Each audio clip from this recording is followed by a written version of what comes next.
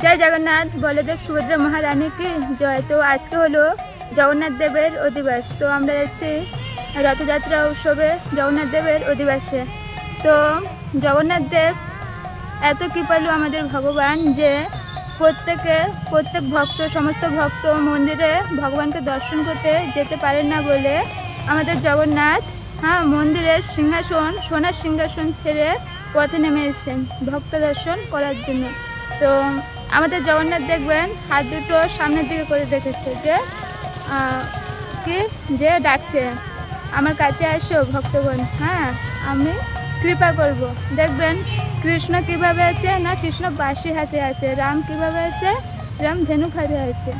আর নারায়ণ কিভাবে আছে না, চক্র হাতে নিয়ে আছেন। আর জগন্নাথ দেব আমাদের ভগবান, উনি হাত দুটো সামনের দিকে বাড়িয়ে দিয়েছেন যে আমার কাছে আসো, আমি কৃপা করব। তো আমরা এত কৃপা পাওয়ার পরও আমরা ভগবানকে স্মরণ করি না, ভগবানকে ডাকি না। তো আপনারা সকলে কালকে যাবেন, জগন্নাথ দেবের কৃপা লাভ করবেন। কালকে আমাদের ভগবান জগন্নাথ দেবের রথ উৎসব, সকলে যাবেন, ভগবানের কৃপা আশীর্বাদ লাভ করবেন। আর জগন্নাথের দড়ি ধরে এগিয়ে যাবেন। বলা হয়েছে জগন্নাথের দড়ি ধরে যদি কেউ রথ টানে তবে তার আর পুনর্জন্ম হয় না। কেউ দাঁড়িয়ে দেখবেন না, যদি দাঁড়িয়ে দেখবেন আর ধরবেন না, দড়ি ধরে এগিয়ে যাবেন না, তবে অপরাধ হয়ে যাবে। জয় জগন্নাথ, হরে কৃষ্ণ।